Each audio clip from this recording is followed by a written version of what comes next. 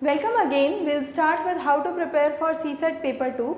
As in the previous lecture we have mentioned, CSET paper 2 is a qualifying paper. So you require 33%. Once you reach the 33% target, your paper 1 would be checked and final listing would be prepared based on that. Now what was the origin for this CSET?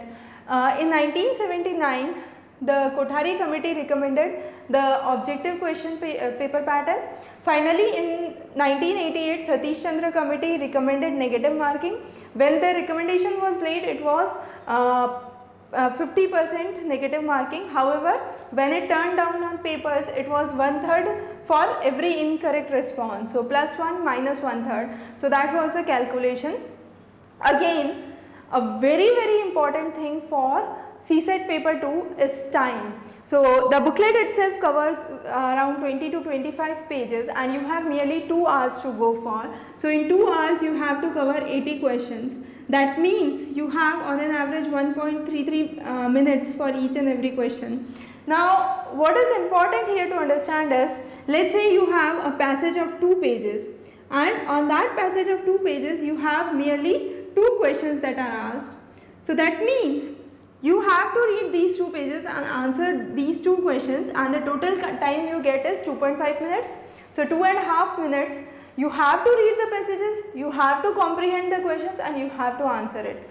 So that means it requires a speed reading. So speed reading is the key here.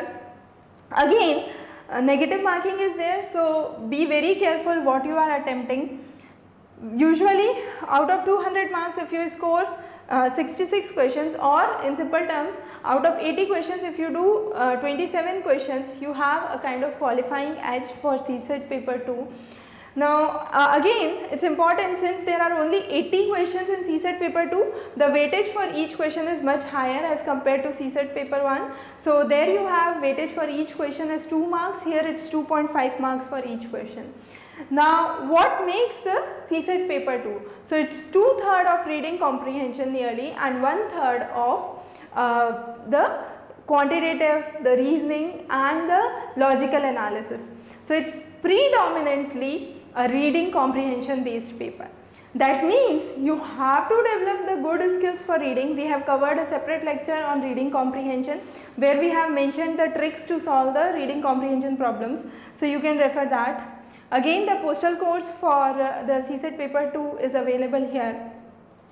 Now what's important for quantitative reasoning and for reasoning and quantitative aptitude, we have the following list of topics that is very important.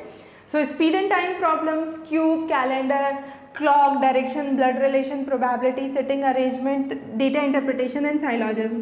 So these are some of the common topics that are asked for CSET paper 2.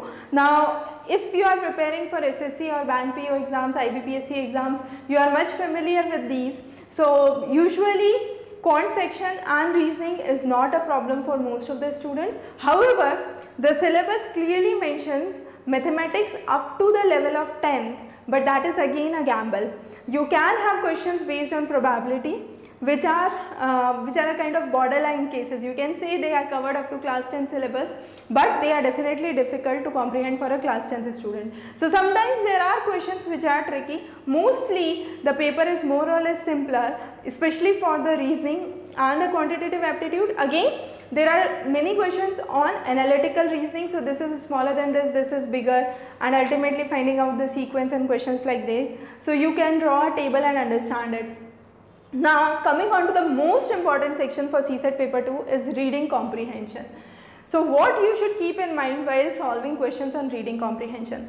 First of all, the question says what the passage is about, why we are trying to do this. So it's a kind of critical and conceptual understanding. So there are 2 things: critical analysis of the passage, that is very important. The conceptual and the understanding section for the passage. So sometimes there are very conceptual questions. Nowadays the trend has been changing. Last year there were many questions based on environment and climatic awareness. So there are questions from contemporary issues based on the passages that you have. Most of the questions are not direct, and the biggest problem that most of the students face is lengthy passages. The only way to rule out this problem is read a lot. So when you are having a kind of daily newspaper coming to your house, you can read the editorials daily. That will help grab up the speed, and once you are done with that, you would have better understanding and with lesser time, you can say.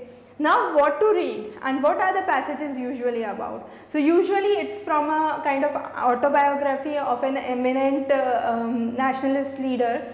So for example, last year there was a passage on the abstract from Gandhiji's book, one of the Gandhiji's books.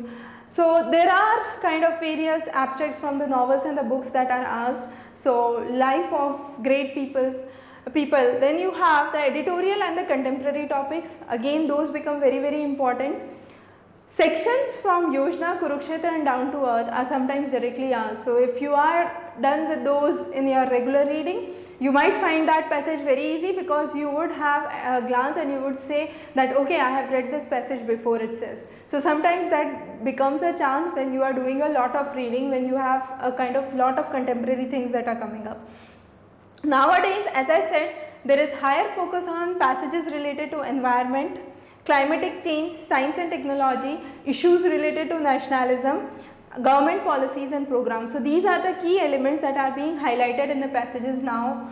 So as I said, the key is the speed, time management, and finally the accuracy. So once you are working very fast, there are issues like, even if you have marked in the copy the correct answer as D, while filling the OMR sheet you do B. So those are the kind of silly mistakes that you should avoid, and you should maintain good accuracy.